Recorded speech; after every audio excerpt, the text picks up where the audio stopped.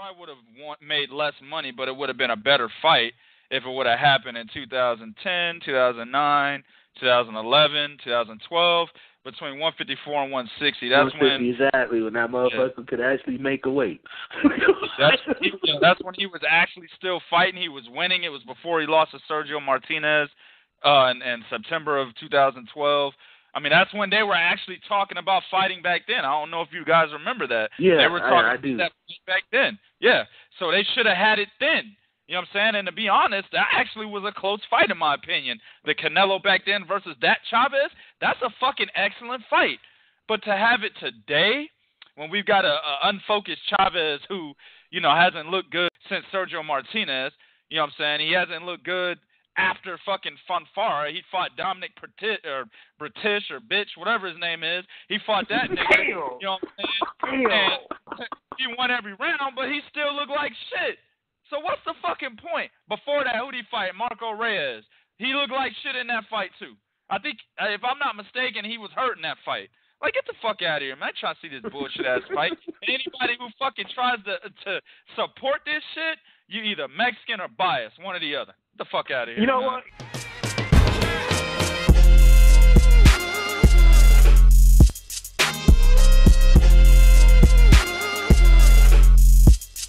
Hey, yo, what's good? It's your boy, 2K the God. Let me just start off with this real quick before we get into this. I apologize for not being on for a couple of days. Your boy was in a bad car accident. He's recovering from that. Everything's good. We back. We can get back to the fuckery. And what better way to get back to the fuckery than to start off with what the fuck we just saw tonight. Now, if you didn't watch the beginning of this video, I advise you to stop it right here, rewind it, go back to the beginning of the video where I clearly told you guys that this was a bullshit ass fight back in January. We recorded that episode on the Movement Podcast. Go check us out on the Movement Boxing Podcast channel here on YouTube. Watch past episodes where we talk about a whole lot of shit. A lot of informative information in those podcasts. I clearly told you guys then, in January, that this was a bullshit fight and it was nothing but a money grab for Golden Boy. Voila. You see what the fuck I mean? So, I didn't do a prediction video mainly because I got in my car accident, but there was time that I could have done a prediction video before that happened. And I didn't do one because, let's just put it this way, whenever there's a fight coming up and I feel it has a foregone conclusion, I'm not even going to spend my time talking about it because there's nothing that fighter B can do to beat fighter A. You know what I'm saying? It's fighter A has this fight in the bag before they even step in the fucking ring. Alright? The only thing that fighter B would have is a puncher's chance. I'm not even going to talk about it. You know what I'm saying? It's a waste of my fucking time. If people ask me to talk about it, I'll talk about it. But thankfully and fortunately, nobody asked for me to talk about Canelo Chavez Jr. You see what I'm saying? And I feel a lot of my subscribers and viewers, they understand that this fight was a bullshit ass fight. They didn't need me to tell them. You see what I'm saying? Let me just say this, man. The first fuckery that stands out is Canelo is the WBO 154-pound champion, a title that he won off of Liam Smith. Another bullshit-ass fight, right? Why is it that he is not fighting one of the top fighters at 154? And why is it that a lot of fans back Canelo and Oscar De La Hoya's fuckery, man? You know what I'm saying? Nobody's actually petitioning for these guys to fight the top contenders in his respective division. Instead, a lot of the Mexican fan base is backing Canelo and taking bullshit ass fights, which leads to the reason why Canelo recently stated that, in a nutshell, and I'm going to summarize, he doesn't give a fuck about belts. Well, that's what it's come to now, people. We get shitty ass fights like this on network television, right? And then we get fighters saying, well, I got the fan base, so I'm going to get paid regardless. Fuck your belt. Fuck belts in general.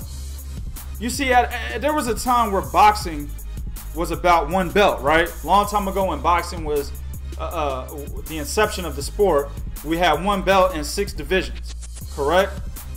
And then as boxing got more broader, a lot of different countries were getting involved. They expanded to more divisions up to the point that we had 17, right? Then we've got more belts, which is never a good, it's not a good thing to have more belts, but I understand why it happened.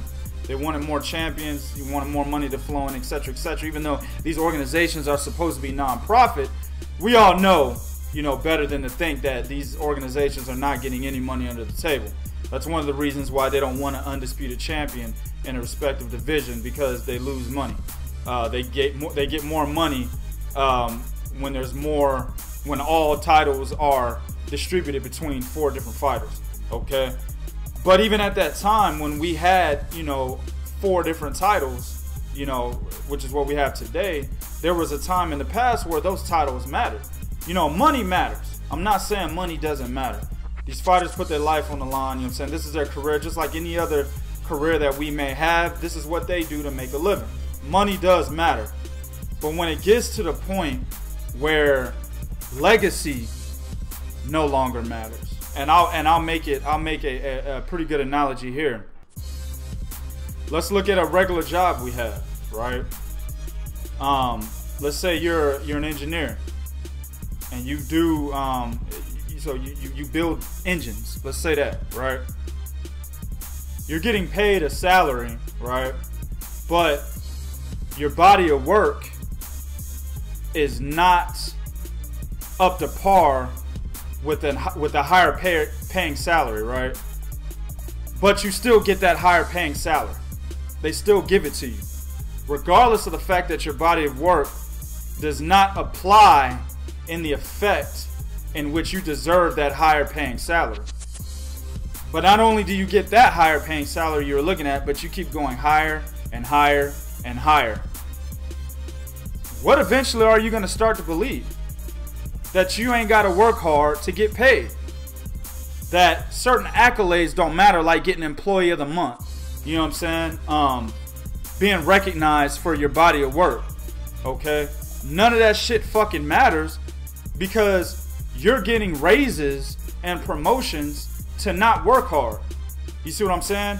You're increasing your income with the same body of work in which you came in with, right? This is the same thing with Canelo. The only difference is the reason why Canelo's salary increases is because of his fan base. They continue to back him regardless of whatever the fuck he's actually doing. And that's what I can't stand about a lot of boxing fucking fans, man. This shit irks the hell out of me. You know what I'm saying? We all know goddamn well that Canelo's biggest thing about not fighting Triple G, besides the offering of $15 million and Triple G turned it down, was that he wasn't a middleweight, right? This is what Oscar De La Hoya kept telling us. Oh, Canelo's not a middleweight. He needs, more fights to get acclimated, and then when he's ready, we'll move up to middleweight. But then he fights Chavez Jr. at 164.5 pounds, a catch weight that is above the middleweight division. It's actually fucking super middleweight. He could have fought motherfucking James DeGale for his IBF title and shit. You know what I'm saying? That's where he was at. So what happened to him needing to get acclimated, at 160 before he actually goes to 160? Oscar De La Hoya clearly told us Canelo's not a middleweight. That's exactly what came out of his fucking mouth. But in order to get a money grab, and it's brilliant, it's fucking brilliant, right? In order to get a money grab from all these dumbass Mexican fans out there who really believe that this was going to be a firefight, a fight with fireworks. We were going to see toe-to-toe action, 10 shots from Canelo followed by 10 shots from Chavez Jr., right? For the pride and heart of Mexico. They put this fucking fight on right under your noses, knowing that this was going to be a whitewash. And guys like myself tried to tell you, do not support this fight because it's a fucking money grab. But you don't listen to me. Regardless of what my track record says on this YouTube channel, right? You won't listen to me. Get the fuck out of here, man. And that's exactly why we saw what we saw tonight. Now let me just get into the fight. I do like a little small breakdown real quick. In a nutshell, Canelo looked good. I'm gonna say that. Canelo looked good. But as I stated in the little clip that I had in the beginning of this video, Chavez Jr. has not been doing anything for a very long time to get a shot at Canelo. He has not fought and looked good against anybody in quite some time to get this type of shot at Canelo. To be headlined in a fight where it's like for, you know, the best Mexican fighter of today. I mean, shit, to be honest with you, Canelo should have fought somebody like Gilberto Ramirez for that title. Gilberto Ramirez is way better than Chavez Jr. at this point. But you know, he won't fight him for that title because he's not the guy that's going to get Canelo millions of dollars. It will be Chavez Jr. due to his name. So we understand that, right? This is exactly why Triple G was trying to fight Chavez Jr. Given that Chavez Jr. hasn't looked good in quite some time, Triple G was still trying to go at him because of the name. I understand that. Okay? But, I mean, Canelo just went in here and did and was Canelo. And I can't say, after looking at this fight, oh man, Canelo, man, he's an elite fighter. He'll fuck Triple G up, or he'll fuck Demetrius Andrade up, or Jamal Charlo, you know, Jarrett Hurd, Erickson Lubin.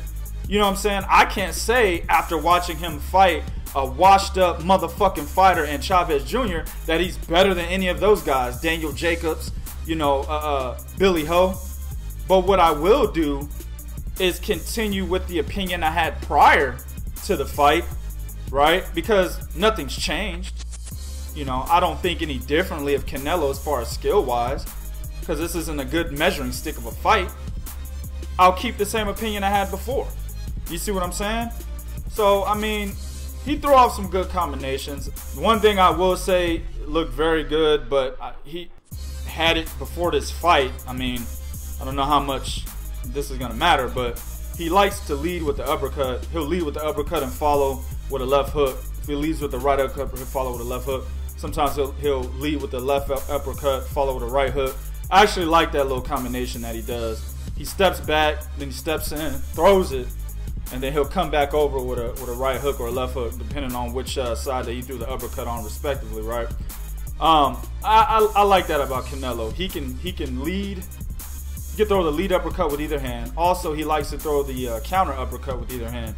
I think that punch right there is going to give Triple G a lot of problems because Canelo can sneak that shit in mid-combination, right? That is if the Triple G fight happens anyway. But yeah, he can sneak that in mid-combination, man. And if you've watched Triple G over the years, two things he doesn't like. He doesn't like the uppercut. He's very susceptible of that. And he doesn't like work to the body. Canelo's an excellent body puncher. You know what I'm saying? Those are going to be two big things that Triple G is going to have to watch out for against Canelo. Man, he dictated the pace of the fight. I didn't have Chavez Jr. winning a round. The fucking judges had it 120 to 108, which means they didn't have Chavez Jr. winning a round. Chavez at the jump, as soon as the bell rang, he he jogged at Canelo and then he stepped back and then he started to retreat.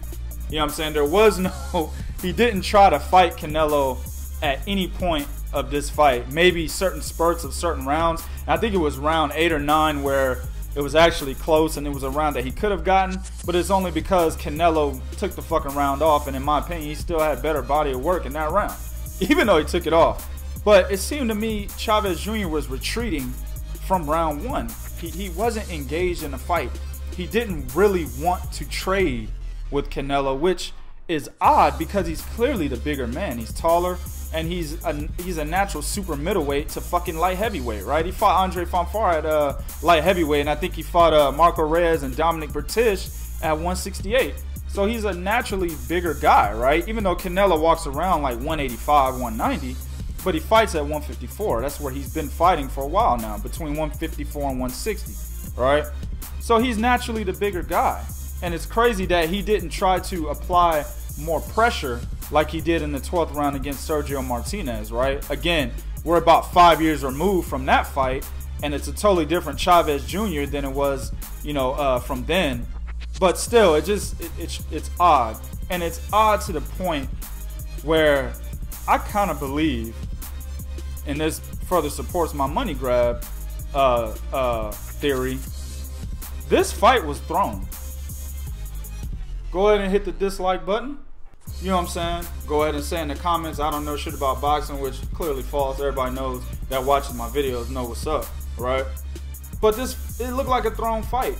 Much like how I thought Eric Molina threw the fight against Anthony Joshua, I'm kind of leaning towards this fight was thrown. Chavez Jr. didn't do a goddamn thing. And furthermore, he does this shit. He gets close and he'll move his head in, right? Excuse me if I'm too close to the mic. But he'll move his head in, you know what I'm saying? And then he'll just do this. He'll throw like a straight, he'll throw like a jab. Then he might throw a little uppercut here, throw a little uppercut there. And then he'll back up. The last time I seen him do that was against Andres Fonfara, right? Where he was actually doing it a lot of the fight. But that was a testament to him getting his ass beat the whole fight. While he was getting his ass beat the whole fight in this fight, he started doing that shit early. And it was like, what the fuck are you doing, dog? If you're gonna get that close, then go to the body. Work him to the body. You know what I'm saying? You hit him with that little bitch ass uppercut that you just threw in there.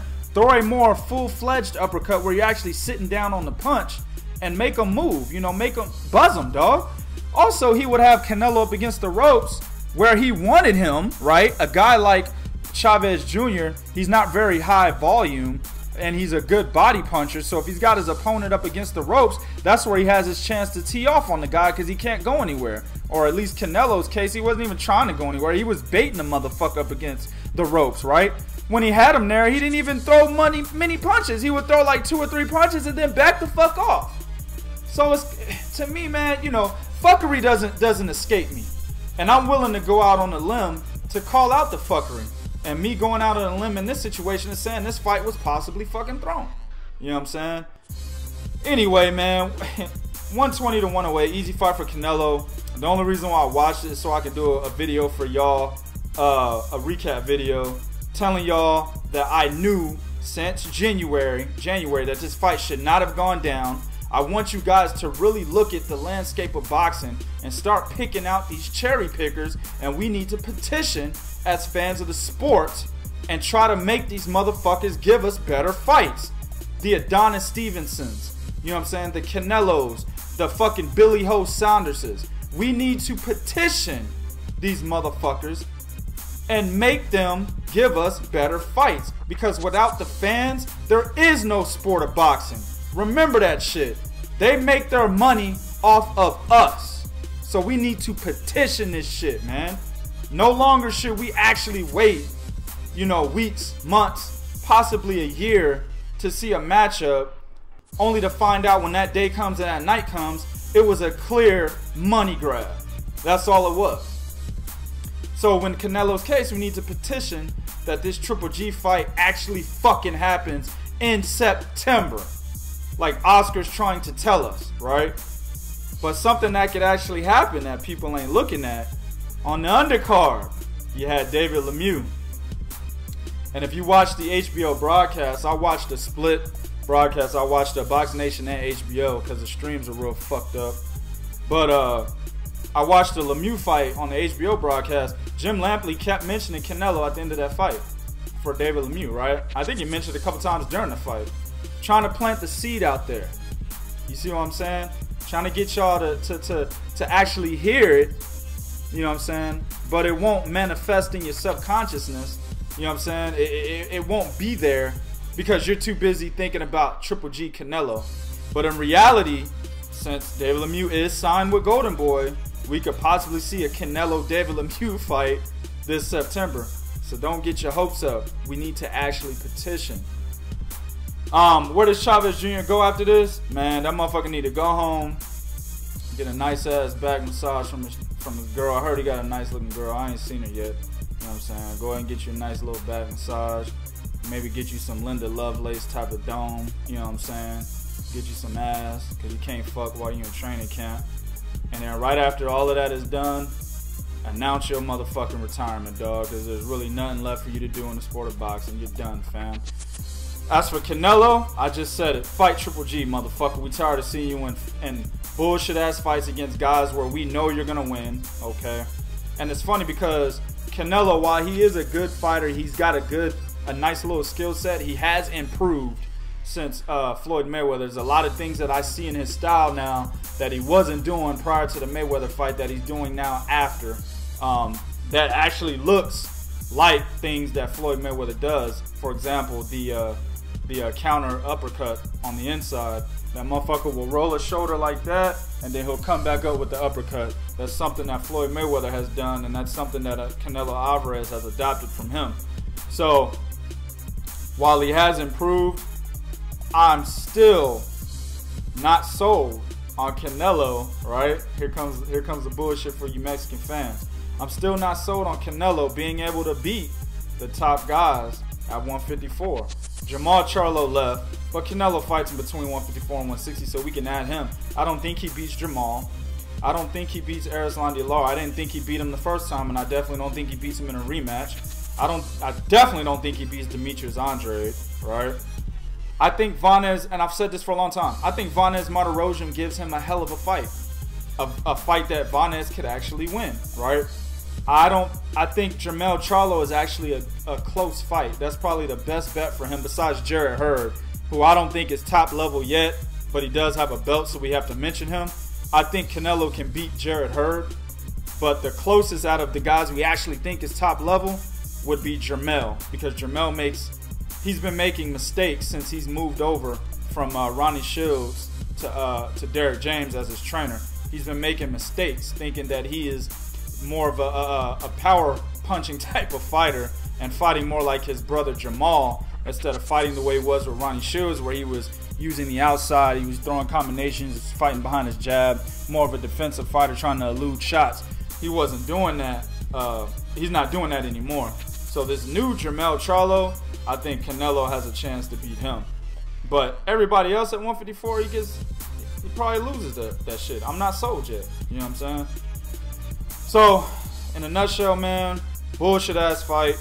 You know, Golden Boy needs to offer a fucking an apology to the fans for that bullshit ass fight. That was a clear money grab. You're not gonna get shit past 2K. I see shit as it is. You know what I'm saying? It was a clear money grab. Let's see if he fights Triple G next. YouTube, do what you do in the comment section. Be real. This is real talk for real fans. 1.